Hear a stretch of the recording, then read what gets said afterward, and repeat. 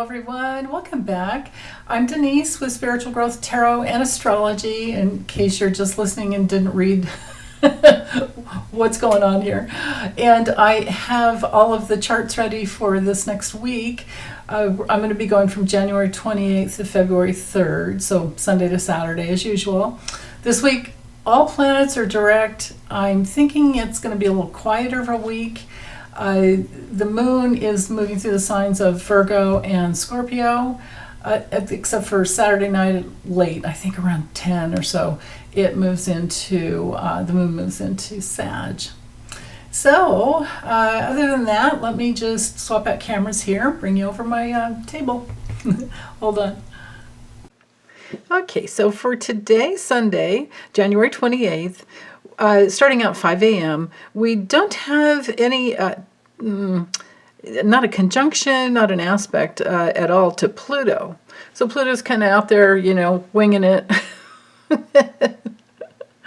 But the sun over the last week has crossed over and is kind of moving away. But now we're at that 8 degrees of separation, which is enough of a separation to not form a major aspect there. But anyway, Pluto's still there, holding space until it moves back until it retrogrades back into Capricorn, which won't be until May. So we have, my goodness, actually, we have, as of yesterday, all planets direct. As of last night of 11:35 p.m. Pacific time, and then all the way through to April 1st. I thought it was April 2nd, but I actually tracked it. It's April 1st at about 3:14 p.m. Pacific. I have my notes over here. So all planets are direct from now until April Fool's, as of about 3 p.m. And so anyway, what we're looking at with Pluto holding space in Aquarius at this opening gate of 0 degrees Aquarius through, like I said, May 2nd, is how deep can we go within the law? And I know this will, bring up all kinds of things. How much can we hold space for the law, the spiritual law of brotherhood and sisterhood, right? Because Aquarius, in its highest sense, which is, or in its highest energy and vibration and consciousness, is all about humanity. So Pluto in Aquarius, of course, will be, once it gets going and it's really in Aquarius to stay, which won't be until November 19th this year, we'll have that 20 years of the transformation of humanity. So the way we can hold space for that, the best that we can do with this transit to this opportunity to use all that energy and consciousness would be to open up to new ideas coming through. Ask your guides, your guardian angels, whomever you work with in this, in the spiritual realm, to give you new ideas, to help you get out of any boxes that you've been in, to help you to just open up, to look at things from a different, maybe even a different value system than you've ever had before, and maybe from what's floating around in the collective consciousness. Neptune can be the collective unconscious, but Uranus and Aquarius, of course, are related to the collective consciousness, the things that we are becoming aware of. So all kinds of advancements, of course, are going to come through with technology and with AI. We're already seeing that. And so we're going to have this opportunity to just be able to go online and find almost anything. But what we're really going to need to do is to use that opposite polarity of Leo and tap into our hearts and question yourself, what is it exactly that I'm wanting to give my attention and energy and love to? Because we have to remember, above all, Aquarius is it's an air sign. So we have to be careful about getting, in just our day-to-day work. I keep having to do this myself, just since the sun moved into Aquarius, is I keep having to pull myself back from all the stimuli that's coming in from around me and focus on what really needs to be done today. And that might, really be an important factor with the moon in Virgo, but it's holding space here. The moon in Virgo is holding space here, and it's in a kite formation. I'll go ahead and talk about this early on. So notice how we have the trine from the moon to Venus. So Venus is asking us to question our values. And, in Capricorn, it's about the work that we've agreed to do, right? Like what we're talking deadlines here. We're talking, when it comes to Capricorn, we're talking to our duty, our self-responsibility. What did we sign up for? And we might be attracting people that have the same like-minded perspective, and especially with the moon today in Virgo, it could be somebody that brings through some details. And of course, this is a waning, the moon is moving away from Venus, every hour. So no matter how early you get up on Sunday morning, the moon's in enough of a trine to Venus to really make a difference. And of course, this is an Earth trine, right? And then the other leg is over here to Jupiter.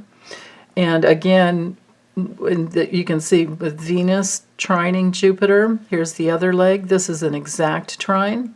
So remember, the trines are like a flow of easy, graceful energy that just, naturally moves that way. So we have a nice connection to, it could be the simple things like paying the bills, focusing a lot on what matters to you most will be Venus in Capricorn focus. And then with Jupiter in Taurus, of course, that has to do with money. It has to do with your personal property. It has to do with things that you own. It has to do so much with your security. And, and you might not want to be pushed and rushed with all this earth energy this morning, right? So with the Virgo moon, I really feel like it's a great opportunity to take advantage of catching up if you can. I work on Sundays often, just about every Sunday with personal clients. So for me, it's a different focus, but this is great for balancing the books. This is great for getting your taxes ready. This is good for anything that you want to focus on. And then if you don't have to deal with that, and those things are done, or for some reason you don't have to deal with those things, this is a good day to get outside. If the weather permits, the moon in Virgo is really, really beautiful for being with nature. But it is a sign of, and the moon is always, attracting something. We're feeling something, right? We are attaching to something. We're responding to something. And it's also very intuitive. So with the moon in Virgo, we could be nurturing the details, the small things, and Virgo rules small animals, rules plants, nature, all those beautiful things. And we could be getting things in order. Virgo is my sign for divine order. And most of all, we want to take good care of our health, our pets' health, everyone we love, do our best. We want to try and be useful, right? Now, if there are any issues that come up, because we do have this kite formation going on, and the tail of the kite is at the Virgo moon. If we have any issues come up, it's going to be around maybe feeling alone. It might, but then again, you might need the alone time, right? So whatever works for you. But Virgo's so good at connecting the dots. And but if you are having any trouble, or if any things are coming up from the past or present right now,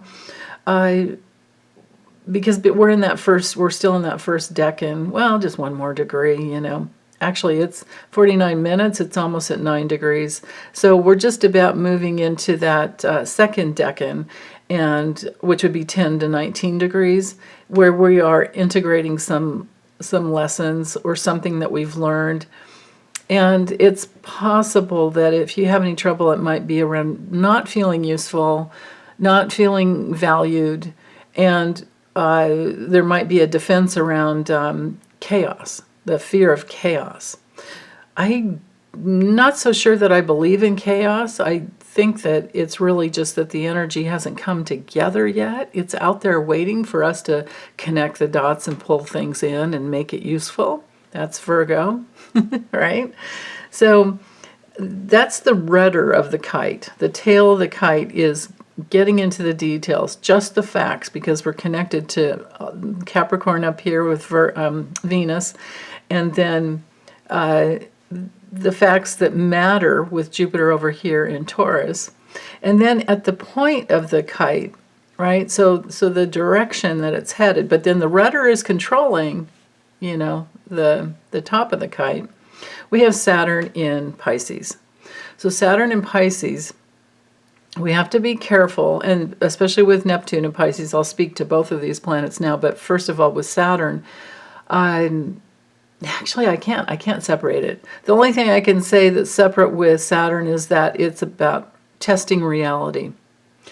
So bringing in Neptune and all that Piscean energy, we have to be careful about people who have used the energy in distortion, and you know who I'm talking about, who's very corrupt, and all these government officials who are corrupt, and people who have been gaslighting the vulnerable, people who, are sucking people into these cultish type of a vacuum where people do feel victimized, but they're within that victimization, they're also feeling hate because they think that the world's against them and the other people are getting the jobs we're not, those types of things, and it's all propaganda that's been put out there. So they're getting sucked into propaganda.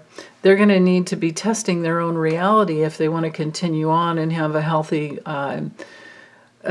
experience in life through the body and through just everything that's coming in from the outside, because whatever's inside of us, we're also attracting from the outside. The inner attracts the outer experience. That's spiritual law 101, the law of affinity.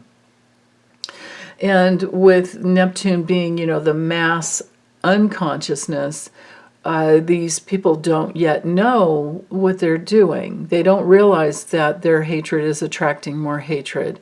They don't realize that they're allowing themselves to be victimized and gaslighted by Trump and other people who back him, and Putin, right? They don't realize that these fascist, autocratic cult leaders are gaslighting the public. So this is something that we're just going to be witnessing and needing to hold space for and send lots of love, that they find the light, find the way.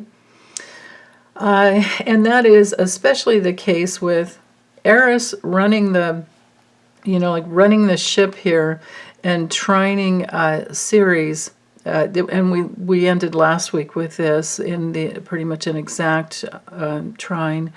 So if you're watching this early, because I do upload these videos on Thursday, we are in this nice trine here with Ceres in Sag. So Ceres in Sag has to do with nurturing freedom, nurturing our intuition, nurturing politics that are going to lead to justice. And with the trine to Eris, it has to do with women and the feminine. Eris moves very slowly. Remember, she's a dwarf planet, just as powerful as Pluto, but Pluto takes 243 to 248 years to get around the zodiac, because it moves in a elliptical. It's not a circular motion like the other planets. It's elliptical. It might spend 10 years in one sign, and then maybe 25 in another, 11 in one, and then 30 in another, if you track it back through history. So with Eris, it's not elliptical, and it takes 558 years for her to get around. And she's there holding space for the feminine. She's like the feminine counterpart of Mars. Mars can be the warrior. We could call her the sister of Mars if we want, and the sister of Pluto. She's the feminine struggle for equality. And she's the one that moves the most slowly, the slowest traveling dwarf planet. And I think she's the one that the other ones are, just kind of surrendering to, because she's, again, any of us on the planet we were born with Eris in Aries. So again, what's Aries all about? It's brave, it's independent, it's assertive, it's fearless, and it's very powerful. Now, on the downside, it can be impulsive, but on the positive side, it's where we trust our instincts and we just naturally go without even thinking. It hasn't connected to thought processes yet. So it can be really daring, but it's coming from something bigger. And again, it's all the energy ruled by Mars, right? That is trailblazing. We are blazing our own trails. We are moving forward, and we each have to go in our own direction no matter what. So with Ceres also squaring Neptune,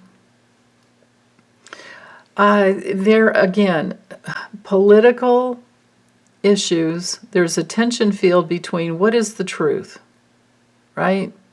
So when we're in those vicious triads, remember back when Pluto was in Capricorn, that was the era where corruption couldn't hide anymore. The corrupt ones felt free,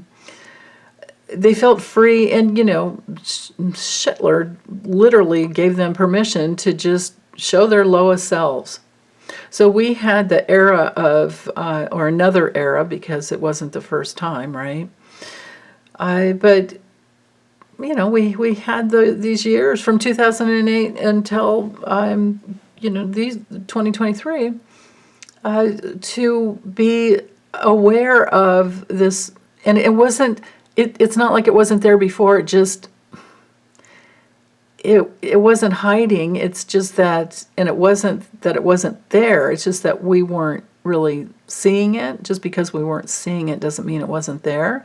But anyway, it's literally that vicious triad of materialism and separation from others, where money matters more than people, and then the lies to spin all of that propaganda and half-truths, like where they take something that is true and then spin it into a weird way, and then it's a lie, right? So you have to separate out the lies, the half-truths from the lies, know that a half-truth is still a lie, and then just notice that we had this period of time where the lower selves were coming out, and Trump gave them permission to just let that fly.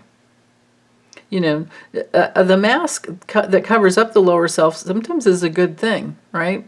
It's the things you don't say out loud that you think, and then you later on check yourself and go, what was I thinking there, right? What am I about to align with? And yeah, so the era of the lower self with Trump in power, but that's all about to change, of course. People don't like being gaslit. People are making different choices, and so that is, I think, exceptionally what we're seeing here with Ceres squaring Neptune, because here we are with the vulnerable, the people who could be gaslit, the people who are following a cult leader, And then they're over here with Ceres going, oh, wait, what does this mean about me? Or what does this do for me? Because Ceres is connected to separation and grief. So, these could even be people who've been behind Netanyahu and Viktor Orban and some of these other, well, definitely Putin's having trouble in Russia. They are rising up. So it's like the beginning of the end for them, I think. And I hope to see over the next 20 years all of that go. But in the meantime, we're going to see, because all you ever have to do is just like Rachel Maddow said a long time ago, watch what they do, not what they say. Just follow the money and watch their actions, or watch their actions and then follow the money pretty much from there. So, yeah. Okay. I think I feel complete there with that nice kite aspect going on. That square is covered. We took care of the other ones there. Mercury has crossed over, moved over to the other side of Mars. So, of course, leading the way. Won't be long before Mercury's in Aquarius. But we're still in this, and I don't know if you guys have experienced this, it was a lot of accomplishment in getting things done and making decisions this last week. In my personal readings, it was the same way, people needing and wanting to make long-term decisions. And so, you can do readings that way to look at, what if I went in this direction? Or what if I didn't and I went in this direction? Or how about this one? You can look at it from 6 different angles, or as many questions as you have. And then, plan out, map out your life and see what feels best for you with all the different opportunities. And that is precisely that Aquarian energy that opens, it's like maybe before you felt like you were kind of stuck in a box and things just weren't. And that probably was, it was pretty much the reality, is that things just weren't as open. Things are opening, okay? There's going to be this opportunity to just think in new terms and reinventing yourself even. Being much more friendly and connected to other people, because, of course, Aquarian energy is all about networking and connecting the dots, bringing people together. It has to do with our, on one level, it has to do with liberating and waking up our soul. But on another level, because I studied enough evolutionary astrology and questioned it too as well, but to know that Uranus, because Uranus rules Aquarius, Uranus connects to our deepest soul shocks. So whatever we have to work through is it's worthy, very worthy work. And as the sun, even though for now it's squaring Jupiter, there might be over the weeks. It'll be squaring Uranus, and then we'll have that opportunity to look even more. But for now, while the sun is squaring Jupiter, we have the that little bit of a tension field where the light is shining, giving you a spotlight. There's a spotlight on opportunities and ways to reinvent yourself. But then over here with Jupiter and Taurus, you're like, oh, but wait, is that safe? Because it's safety first when it comes to Taurus. And Jupiter's all about healing and expanding. So I think that this entire week, because of course the sun will move 1 degree every day, and Jupiter's over here at 6 degrees. So as it starts moving towards, so that this square, we had this last week too. It was like, what's the opportunity? But do I have the money? What would make the best financial sense to do it this way or that way? And then, but this next week, what we're looking forward to is the sun moving into a square with Uranus. And Aquarius and Uranus energy is very compatible. So, but we're still in that Taurus, that Taurian, kind of experience. So It might have to do, on one level, with finding your voice and speaking up, because, Taurus rules the neck and the throat and the jaw. And we may be thinking of, what I feel like it is, honestly, to put it in a nutshell, but you guys, can figure out what it is for you. But I feel like it has to do with working smarter, because now you've got more information, and especially with the moon having moved through and will continue, like I said, this week it goes through to Scorpio. But with Virgo, gathering a lot of information. And as each day goes by, it's moving, the sun moving closer to that square to Uranus. We're in that, in that realm of thinking in ways that will open things up. But then, as time moves forward, because remember, Uranus is it's not retrograde anymore, and it's in that second decan. It's ready to move into the third decan. So the second decan, remember, is life lessons coming together and integrating the past. But now with it getting ready to move towards the 20 to 29th degree, what's happening here is that there's some mastery coming through, really bringing things together. So that's why I feel like it's refining some subtleties, and especially by the time the moon makes it through to Scorpio, because the scorpionic energy that goes deeper and deeper is very, very good with getting to the subtle differences. We're making distinctions while the moon's in Virgo. And then we're going to be talking with other people and finding those bridges that, like, will we meet somebody halfway and stand on the bridge with them? Or do we want to stay over here and wait a while? Libra is not too committal, but by the time we get to Scorpio, we are committing, right? So that's kind of where we're headed this week. Let's see, what else? We have Saturn in this nice sextile. Look how Saturn's at 6 degrees. And Jupiter's almost at 7, but anyway, we've had this all week.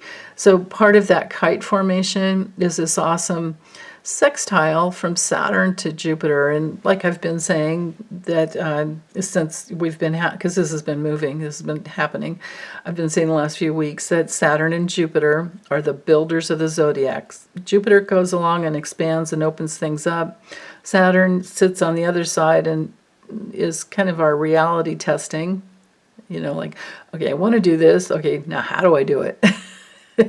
I'm trying to do it. This isn't working, but this is, and yeah. And if you guys are like me, I tend to do things the hard way first, and then realize later on, oh God, I could have done this a different way. So, and you live and learn, I had, years ago, I had an awesome dentist that did a lot of work, took out, any mercury in my mouth, and we had lots of conversations about, because, not all mouths are very large and not so easy to work on. And she said one day, she said, yeah, I came to a realization that some things you just don't try. So it might be something like that.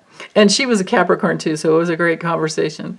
So anyway, some things are really worthy of looking into. And then the how-to is always the question here, and especially with all of this energy moving towards the square to Uranus. But over this next couple of weeks, I think it's really good, and I think it's a big opening for so many of us. So we also have Chiron moving closer to an exact opposition to the South Node. So the opposition here will be, can be kind of conflicting, but it is a connecting dot or connector, connecting points. So with this axis here, with Aries, with Chiron and Aries, Chiron is relates to our deepest wounding, but also our deepest gifts. So if we go through the wounding, and with Aries, it would be feeling left out. It would be abandonment issues and those things that make us, impulsively demand and impulsively move forward, sometimes in the wrong direction. But Aries, it's okay. It's always like 2 steps forward, 1 step back, right? And because it has a square to Cancer, and then the opposition to Libra. So we have a mirroring process when we have an opposition. You can be here and you're finding your gifts, but then there's this wounding in relationship from the past that could hold you back because you're afraid it's going to happen again.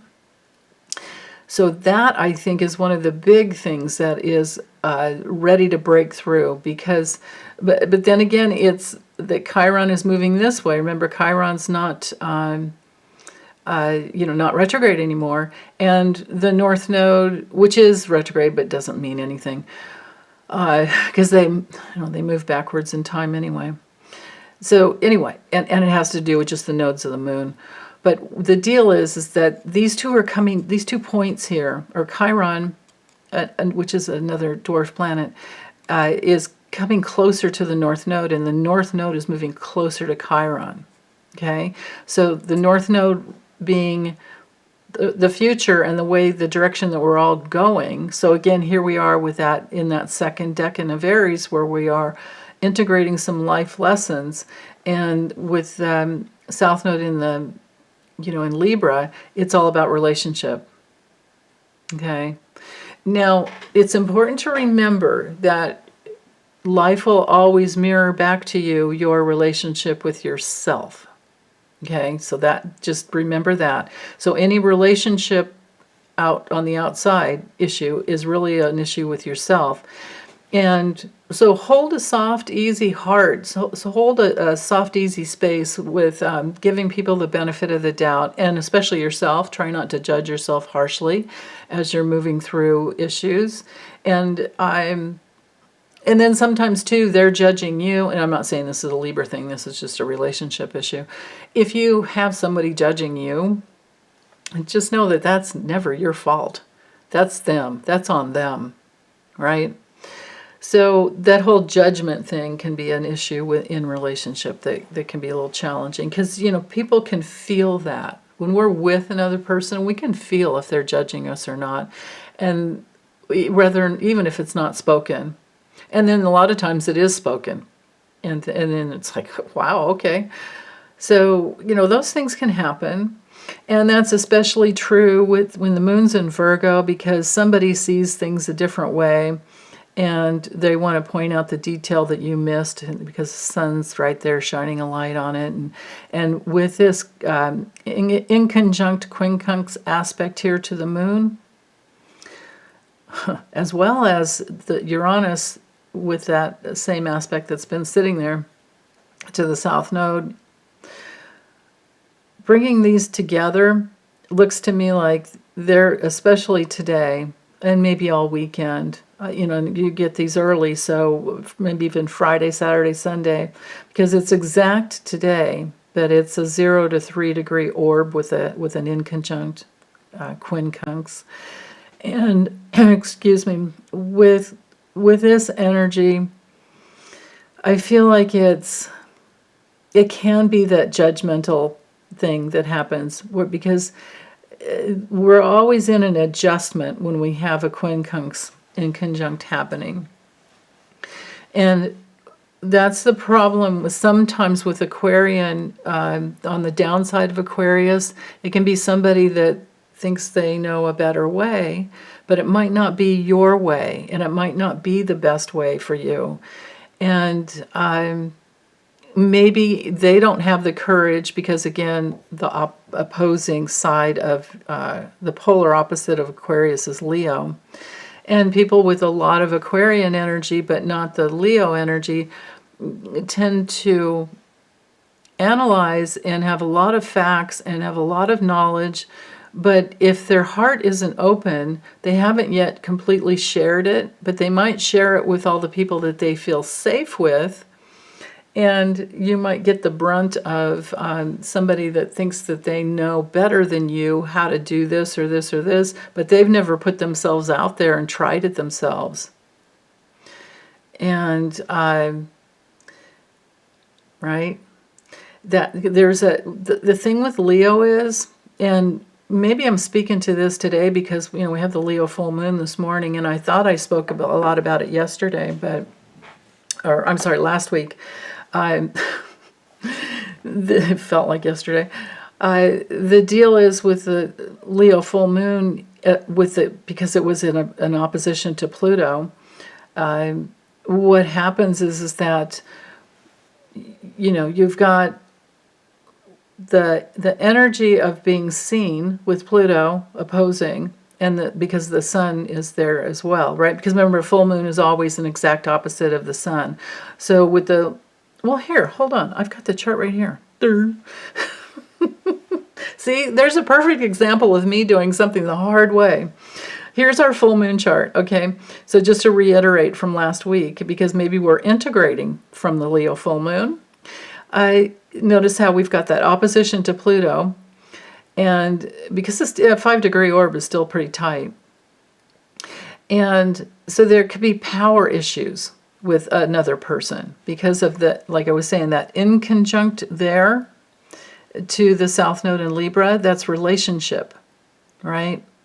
And Uranus in Taurus can be a shock that, oh, this person is not as trustworthy as I thought.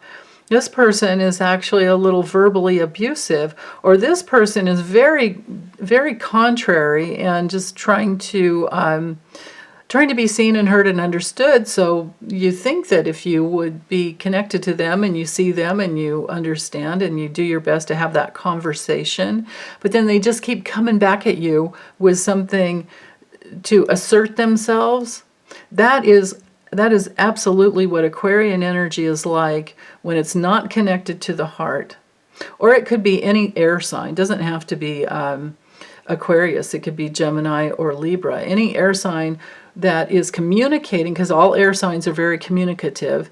So any air sign that is communicating with not being in their heart, actually any sign, I don't care what sign it is, if you're not connected to your heart and you're not thinking about the other person and you're not putting themselves in in their shoes, like walking in their moccasins, so to speak, right?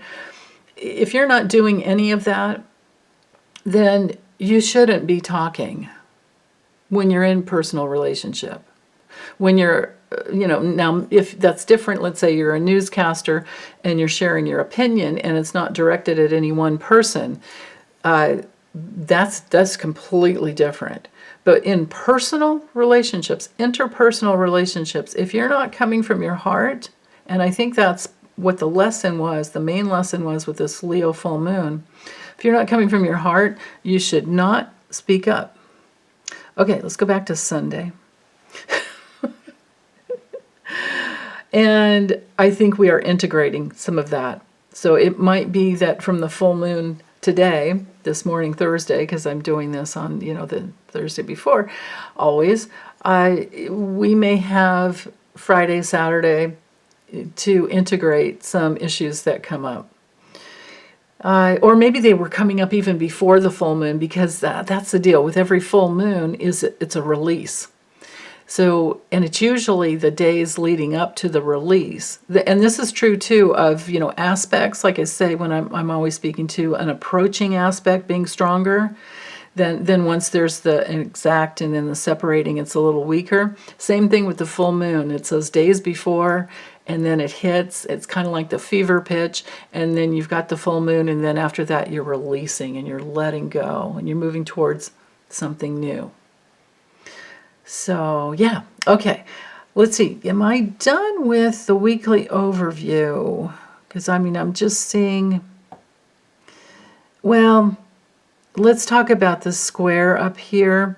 To notice how we've got the North Node at 18, South Node at 18, of course, because they're always an opposite. But that's why there's not a line there, because it's just a point in space that we know is an opposition. But notice how Mercury here, and Mars is included, we have a T-square with these two planets squaring the nodes. So again, how does this fare with relationships? We want to move in a certain direction to assert our autonomy and our independence. And then we have these relationships. Some people will choose to just cut off from relationship, especially with all this Aquarian energy, because it's easier. I have a better idea. How about you allow yourself to be in relationship and learn some very, very, very healthy boundaries? Not that cut them off and make them, feel bad about themselves, unless they're just abusive, unless that contrariness and insulting energy or in actual outright insults, judgments, all of that, unless that won't stop and it's been a pattern that you've been noticing for years, there will be a point where it's like, okay, I am done, right? That might be what happens this weekend, because Mercury and Mars have been together quite some time. In Capricorn, we are wanting to get things done. And in that second decan, we are integrating some life lessons, and have been tracking patterns. With the moon in Virgo, we know what those patterns are by now. So now, and it's also really good for because we have this tension field. We've had this opportunity to get a lot of work done. So you have something else to focus on, and you don't have time for the contrariness, and you don't have time for the places that waste time. Okay, that's probably the best way to sum it up for this week. Okay, so Monday, 40 minutes later, here we are with moving forward with the week. The moon is at 20 degrees of Virgo. We're in the trine now. It's not trining Venus anymore, but now we have this grand Earth trine. The kite formation is, the top of the kite is gone, but we still have the grand Earth trine. But now it's with the moon to Mars and Mercury, and then down to Uranus. So what I'm sensing with this configuration here has to do with everything I was just speaking to about not wasting time with things that can consume you. Let go of the need to be right. Let go of the need to have the last word. Let them be right and go, yeah, sure, I'm a bitch, and then walk away, right? Watch me, I'm a bitch on wheels. Whatever it is that you need to do to get your time to yourself is the deal, because that is what will create the breakthrough, because Uranus is the slower moving planet. Sorry, I think I spit on my screen there. Uranus in Taurus here is very, very connected to mastering some life lesson, because it's moving forward quickly. Well, not that quickly, but quick enough. But it's the slower moving planet between, of course, Mercury, Mars, and the moon. So it's holding space for reinventing yourself along the lines of what you value most, because remember, Taurus is it's ruled by Venus, and Venus has been in Capricorn. Venus is all about what brings harmony into my life. What brings value? What do I value the most? And we are making comparison values all the time. What will bring, happiness and union in my relationships? Because Venus and Taurus are all about relationships. What brings me pleasure? What brings positive pleasure into my life? Or is it a vicious circle of negative pleasure of arguing with someone who doesn't want to get you, who doesn't want to understand? They just want to be right.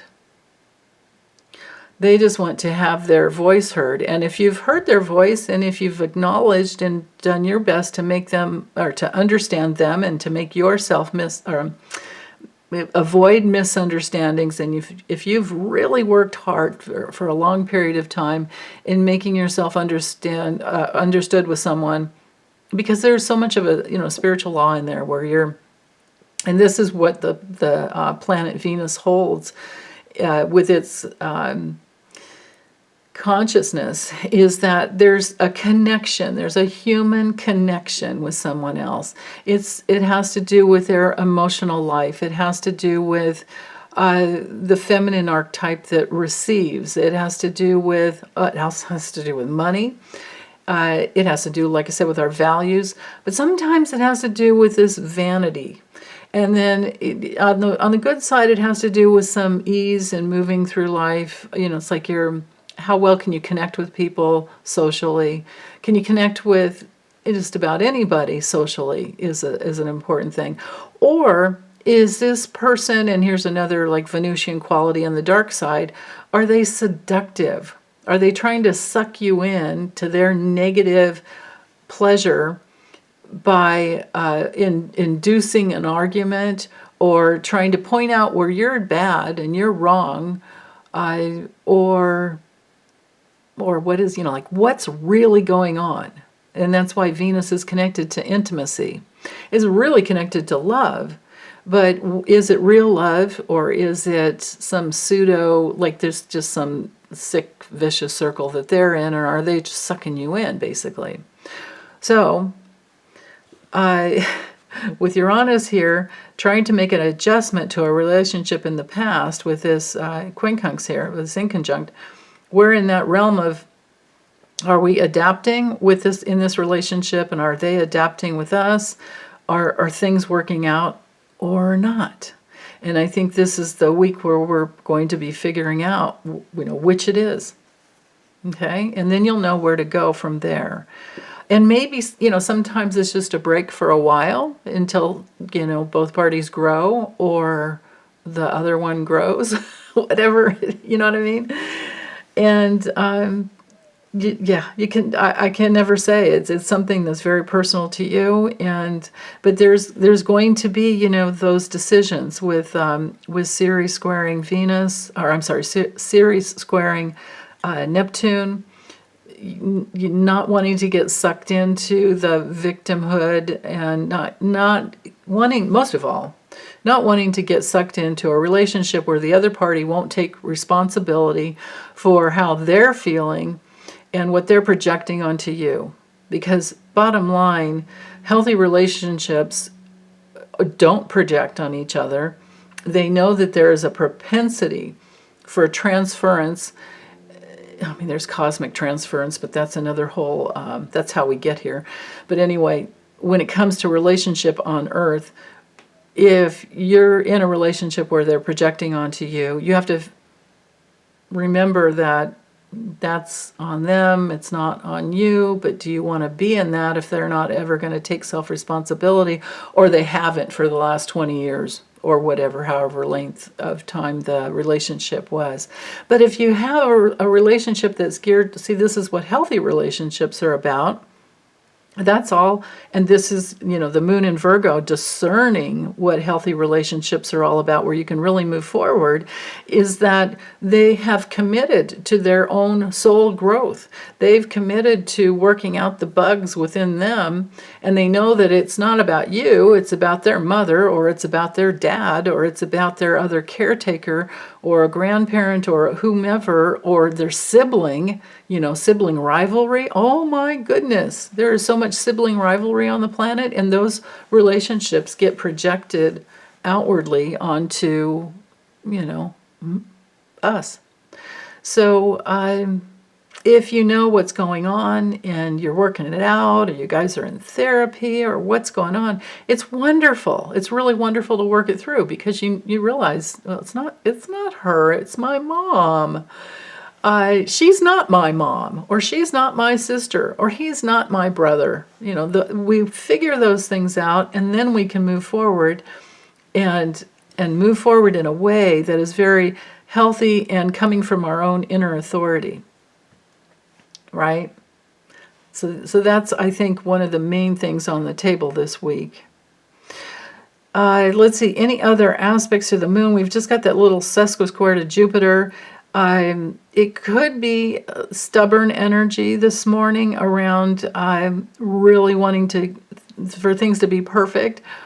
Now, it's that last decan of Virgo is so good for getting things perfect, but just remember that you usually don't have to be perfect, because we can always make the adjustment. Unless it's a money payout type of a thing, and then that could be troublesome.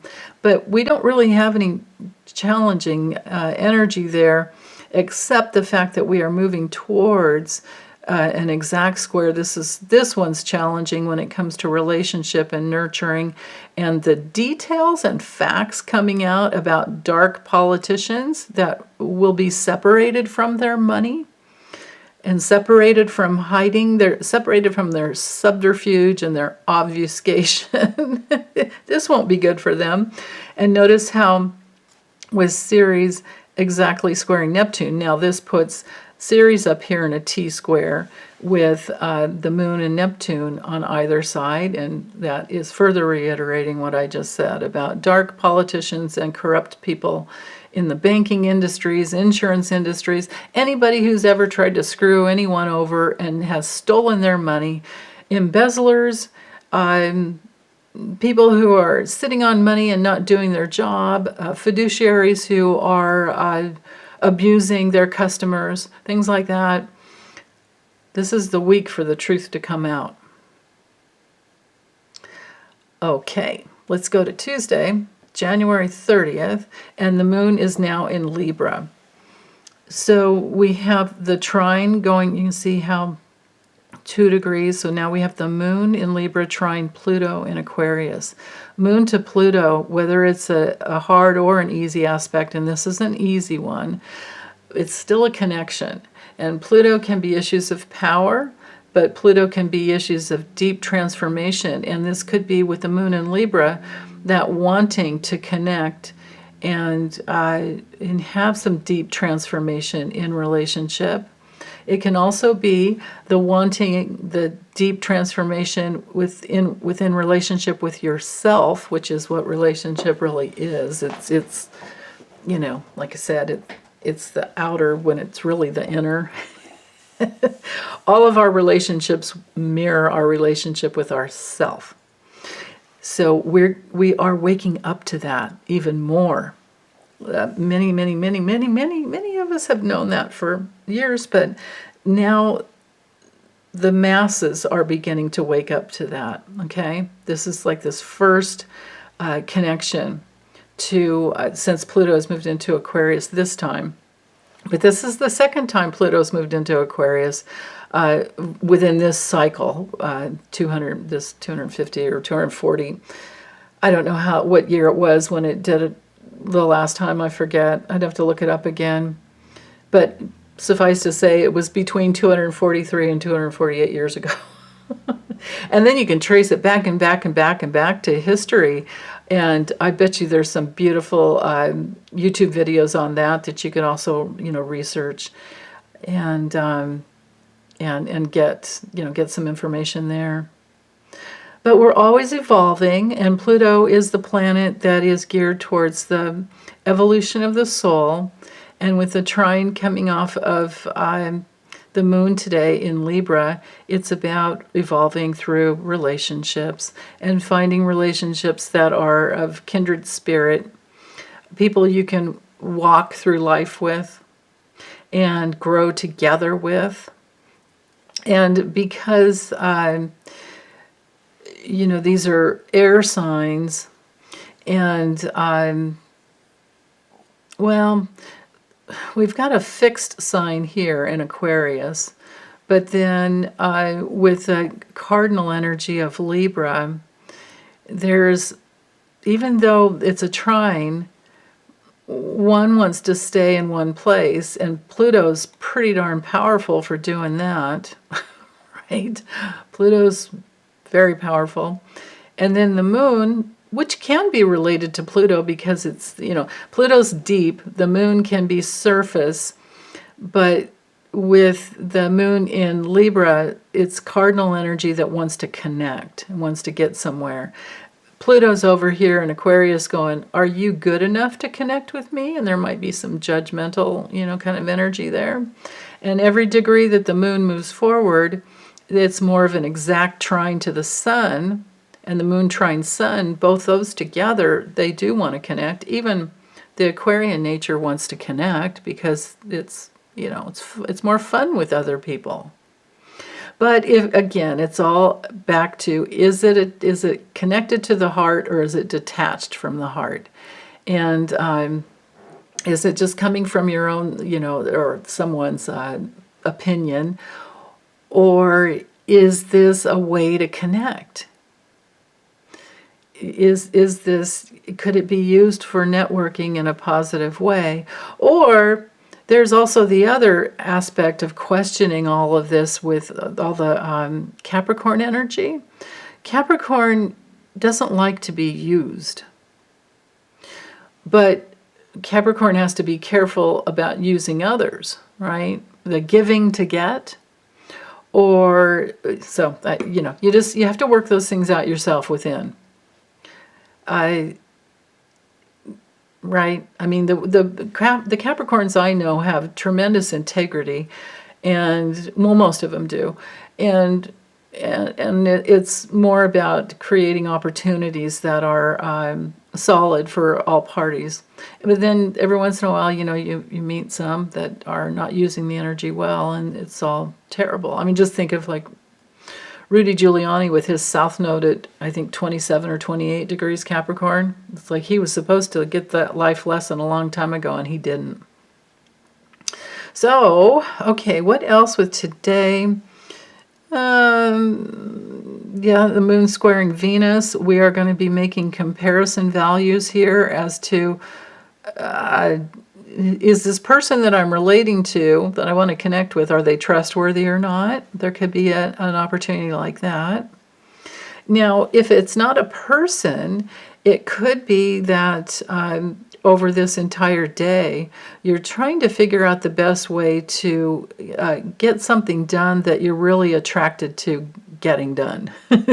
Because remember, now Venus ruling the arts, it could be an art project, and you could be really, it could be an attention field of really wanting to get it done today. And that may prove to be a really beautiful tension field when you're done. The tension fields, the squares, are always leading to strengths, and they always create, resiliency, endurance. We learn how to do things better because we've been through working out all the bugs. So, okay, let's see. Anything else that I haven't already covered? No, I think we're good there. We have some little semi-squares with Saturn, but I think that I've already addressed it. That's one of those things in astrology. You're always looking for the signatures in a natal chart, and if you can see the same thing happening about 3 times, you know you've got it, or it's a 3-time rule. And I've already said it, so I'm not going to talk about it anymore. That was just another one in there with that semi-square. Okay, so Wednesday, the moon has moved close enough to the south node. We have a conjunction, and it's getting tighter and tighter every hour that goes by. And the moon is also in a direct opposition to Chiron. And that will get tighter and tighter as the day goes by. So starting off this morning, even I have the clock set for 6 a.m. here. Or not the clock, the chart. I ran the chart at 6 a.m. for 6 a.m. So it doesn't matter how early you get up. It's still going to be the same. And I would venture to guess, let's see, how many hours does it take? Yeah. Oh, whoops.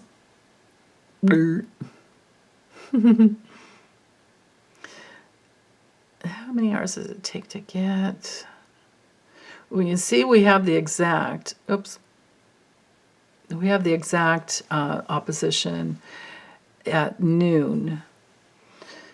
But Chiron's moved ahead at 1 degree as well. Yeah.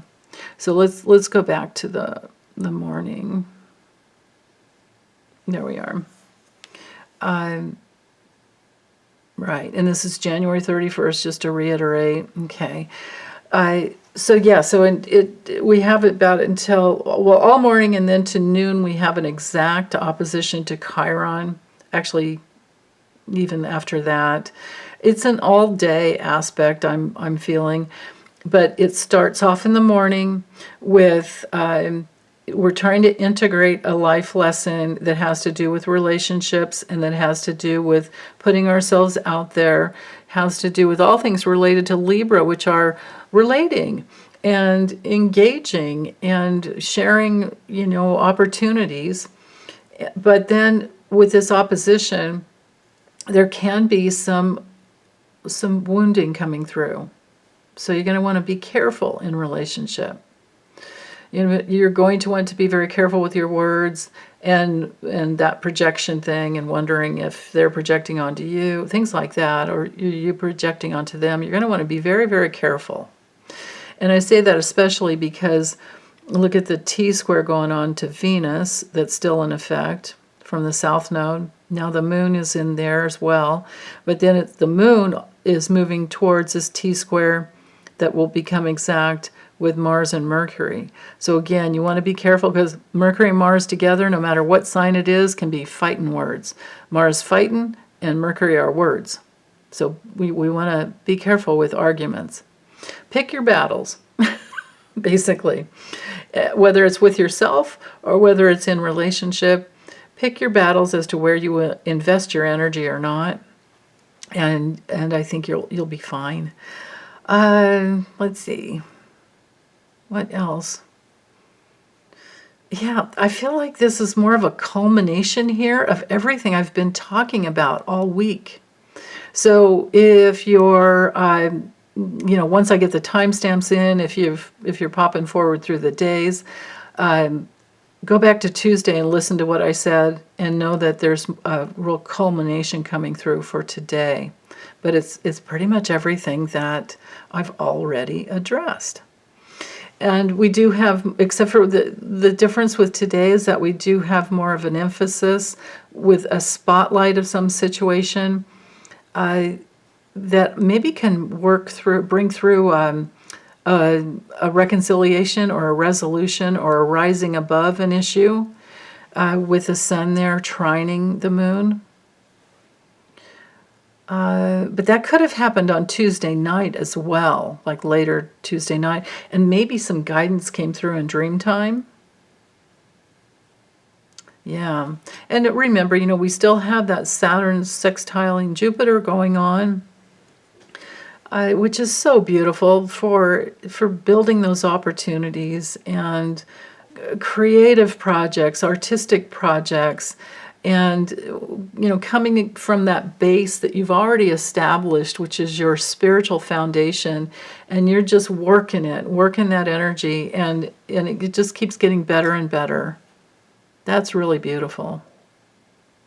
Okay, let's go ahead and go to Thursday.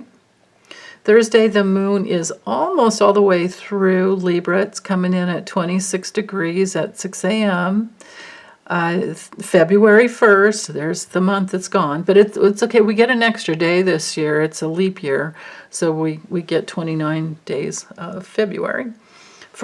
So here's our first day with the moon, like I said, in that T-square, and it started late last night, or later in the evening, and then through late last night got tighter and tighter. And notice how the moon is in that triple. Now we have a triple square, right? From Mars, Mercury, and it is squaring the moon as well, because that's only 4 degrees, less than 4 degrees separation there. So, again, powerful. The possibility for powerful arguments are on the table. Seriously, boy, again with the picking your battles. But if you decide to pick your battles, so best way to use the energy is to not get in any arguments and work hard. With Mercury and Mars in that last decan of Capricorn, put your energy, put all your life force, or as much of your life force to, you still have to stay balanced. I still want you to have your playtime, but be sure that you're not cutting off relationship, but you're also not going to argue, and there is never, ever, ever anything wrong with saying to someone that you love, you know what, I really want to have this conversation in depth and go deeper later, but I can't do it now, and then schedule something, right? Just like people schedule dates, play dates with kids, and, dates with each other, and celebrations and all of that, you can, if you're in a healthy relationship, they shouldn't mind that. But if they've got a demand coming, and it's my way or the highway right now, and the best way to go, is what they're saying, right? It's got to be now, because otherwise we lose the opportunity. When it's a personal relationship like that, if it's a personal relationship, there shouldn't be those harsh boundaries like that. The demands shouldn't be there, like it has to be right now. If you don't do it right now, you don't love me, that kind of thing. Or if you don't do it right now, you're not a good friend. Meanwhile, you're on a work deadline. Or meanwhile, this whole thing could play out in another way, where you've got a boss that is a bully, a narcissistic boss. And it's a little heartbreaking. And you're thinking about how long can you stay in a situation like this. And it could be just the energy that gets you to look for something better with all that Aquarian energy, and especially with Uranus and Taurus, might turn out to be much higher paying than what you've been investing your life force in. So yeah, okay. What else? That takes care of that configuration there. And the moon opposing, no matter how early you get up in the morning, the moon's going to be opposing Eris. Yeah, like I said, truly fighting, in a relationship that's not good. This is like me versus them. And I think you're going to win, because Eris is there saying, got to take care of myself first, right? Eris and Aries is very, and it could just be that it's something very direct, a conversation that comes through that's very direct.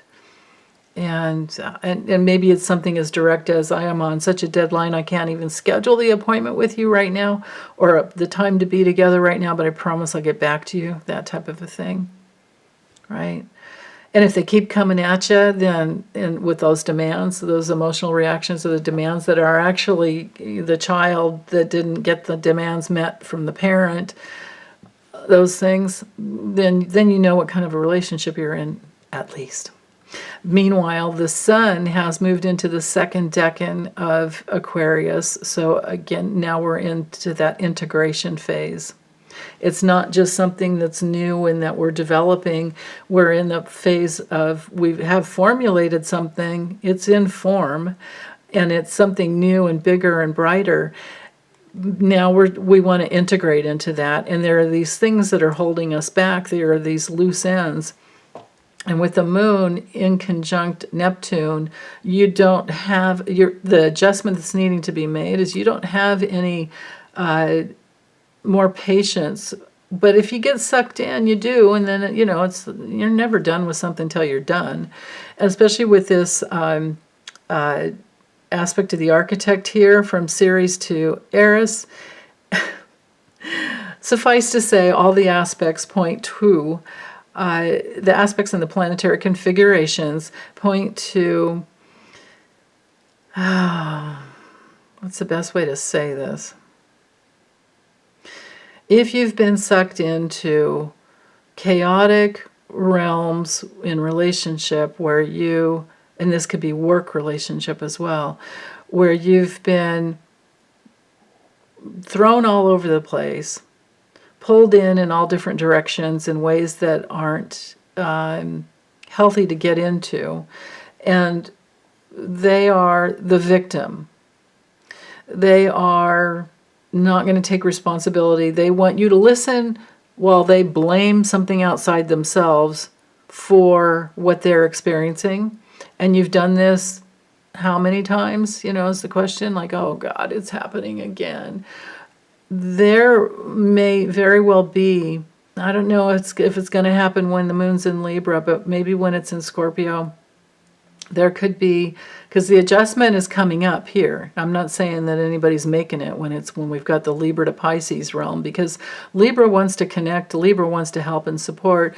Pisces in the dark side, Libra in the dark side is peace at any price. How do I dare? I don't dare get mad, right? Pisces in the dark side is just sucking you in. It's a vortex. And it wants to spit it out away from themselves. So, and this is just the dark side of Pisces. But the positive side of Pisces, like let's say this is a healthy situation. This could be a friend that calls or a friend that texts and or emails and says, hey, I need a little reality check. And take your time whenever you have time, but I really would love to know what you think about this. And here's your Pisces friend over here that's big and beautiful and has been through hell and back and can see the big picture and is very tapped in and connected to their higher selves and their guides and their guardian angels and the cosmos, and they're connected to your higher self or their higher, you know what I mean? Like this relationship is very healthy. They can give you a big, broader perspective of something that you were just kind of needing confirmation of, because it's always good to have confirmation. That outside confirmation is a beautiful thing in relationship. So that's how this could work out. All of these configurations I'm seeing here. So it looks to me like a very relationship-oriented week. Let's see, we don't have exactly that aspect of that finger of fate going on there. Because we're missing we don't have that sextile anymore. Okay, so Thursday, let's go to Friday. The moon is in Scorpio. It is sextiling Venus. There's a possibility to go deeper in work projects and any type of a project, no matter what you're working on. And our biggest project is always going to be working on ourselves, right? This can be really good with the moon in the first decan of Scorpio. We're developing some new plans to go deeper. Scorpio is very research oriented. It's very, wants to go deep and get to the truth. It's really good for, like I said before, refining opportunities and refining the subtleties of whatever you've been working on. And it doesn't mind. The Scorpio doesn't mind getting its hands dirty or its feet wet or, doesn't mind the hard work. It likes to go deep. It doesn't even mind having conflict. To them it might just be useful, like they're good at debating, it might be a useful debate issue. Now on another level too, Scorpio is really good with recycling and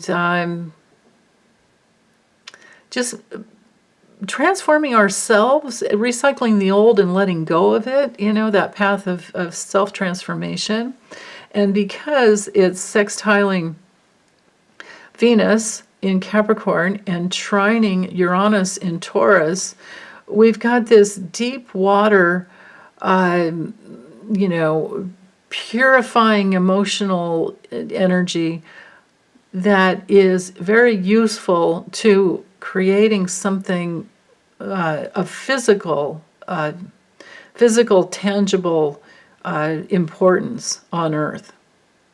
And this is the aspect of the architect. Like I said, it's bringing something down on Earth. And the hinge point up here, and thank you again, Victoria Cleary, for that word. I love it. The hinge point is in Venus. So it's, again, what are you really attracted to? What are you deeply attracted to? And how can you use that to, bring that divine energy down to Earth? And it might be, what you're really attracted to working on within yourself is exactly what other people are wanting to work on within themselves. So, it might be great topics of conversation. And then the moon is square Aquarius. The sun in Aquarius, Scorpio moon is squaring the Aquarian sun. So, and this is an approaching square, so it's going to get stronger throughout the day. So there's a little bit of that tension field, a little bit of a challenge with maybe No, yeah, that's what it is. It's like, do I spend the whole morning going deeper and refining whatever this issue is? Or do I jump out of this box, or do I get distracted from that refinement that I want to go into? So hold your ground. If you're a Scorpio, or if you have a lot of planets, hold on one second.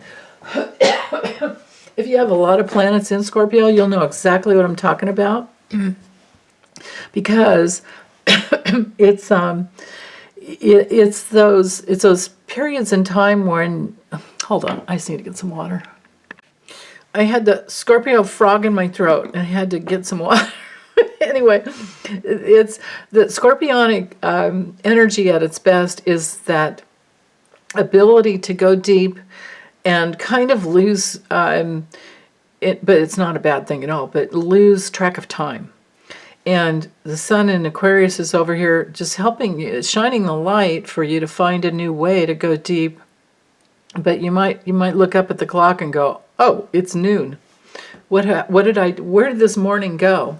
Or it could be, I don't know how it will play out for each one of you, because, we each have our own individual charts with the aspects happening all the time with the transits, of course. But it could be that there's a lot of distraction this morning, and you just want to do your own personal deep work, or you just want to do something else that you can really relate to and engage with. Maybe it's having trouble studying because somebody's distracting you, or maybe feeling like there's some breakthrough that's going to happen on the news, so you keep turning on the news. This is a morning, if you have a project you're trying to complete, start the morning with turning off your notifications. Just you do that thing on your phone where you focus rather than you turn off, right? And put your phone in the other room and get your work done. Or just what I do is just turn the ringer off. But there you go. Whatever works for you. And for some people, it's going to be that thing where you have to work and you have to get it done, and you're really focused in on it. But you also have to pay attention because your boss might want something, or you work in, I don't know, maybe some type of any type of a job where you're you're helping the public, and so you have your own thing going on, but you also have one eye on helping them. That could definitely be the case for today. Let's see. So also with the South Node squaring, it's moving. Well, the node's going backwards. No, this is a waning square, so that it's not as strong. And from 21 to 17, I'm not even going to focus on this square up here, because so we can see that it's to Venus, but this other one to Mars, and yeah, that's waning too far. So let's just focus on the square to Venus, because the South Node's moving, excuse me, backwards this way. Venus is moving this way, so we've got a tight square coming up. So even though this is Friday, I can see that this will last. This will be into next week as well, so we can get a head start on something for next week, which is that tension field, that challenge to figure out what matters most to you. And it has to do with relationship, and it has to do with the way you socialize. It has to do with maybe making changes in how you take care of your lower back, because Libra rules the lower back, lower lumbar region, and kidneys. And with Venus here in Capricorn, you might be more committed, because it's in that second decan of Capricorn, where you're more committed to figuring out what this really means to you. If you've been having lower back pain for quite some time, what is it really about? Is it in your SI joint? Do you need different exercises to work it out? Or do you need to be more careful with certain stretches that you've been doing that are actually hurting you more? Working these things out is really important on the physical level. And then on the relationship level, it could have to do with, speaking up, or are you going to let go of the need to please? And maybe focused more on work. Maybe, I don't know. It all depends on what it is for you. And I think I've spoken enough about relationship this week that I can just kind of let that one go. But this is on the table for all next week. Okay. Let's see. Mars and Mercury. Oh, we already talked about that. We had the trine. Wait, did I miss that? Hold on. Let me go back to like Wednesday. 23:19. I don't know if I talked about this or not, you guys. If I didn't, I'm so sorry. But Mars and Mercury in the trine. Let's go back to Tuesday. Let's see how far back. How far did I miss it? Did I talk about it on Sunday? I hope I did, because it was right there. It's coming in Sunday. If I missed this, this is all week. So let me go ahead and go back to Friday, right here, the 2nd, February 2nd. This was happening all week, where Mercury and Mars trining Uranus is about thinking in new ways about your actions and your motivations. Questioning your motivations is always really, really good for our personal development, our personal evolution. For evolving our souls, we always have to question our motivations. Why do we want what we want? What are some of those thoughts that are floating around all the time, like, like arguments you had with people, or what you would say if you had the opportunity again. Those are things to question inside, like, what is the real issue? Uranus is there to help us wake up, or it's there for us to wake up and figure out what the real issue is. Today, with Venus coming into that trine, now we've got a tighter issue with relationship, because remember, Venus rules Taurus, waking up through relationship in very practical terms. Again, following what they do rather than what they say, and do they connect? Because the spiritual meaning of communication is that your words and actions are the same, right? You're not saying one thing and then doing another, because that's hypocritical. So we might find our hypocritical tendencies within ourselves and others. This moving into next week, even, because this is an aspect that's going to last longer than this, than today and tomorrow.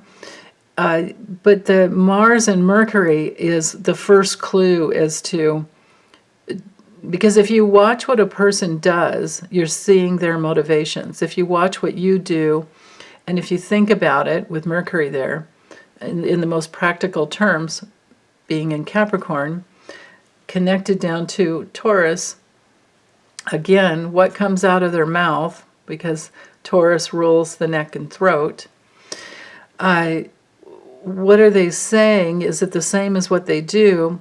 Or is there conflicting evidence, I guess is the best way to say it. With Mars and Mercury in Capricorn, we're dealing with cardinal energy that's moving, so it's watching their actions.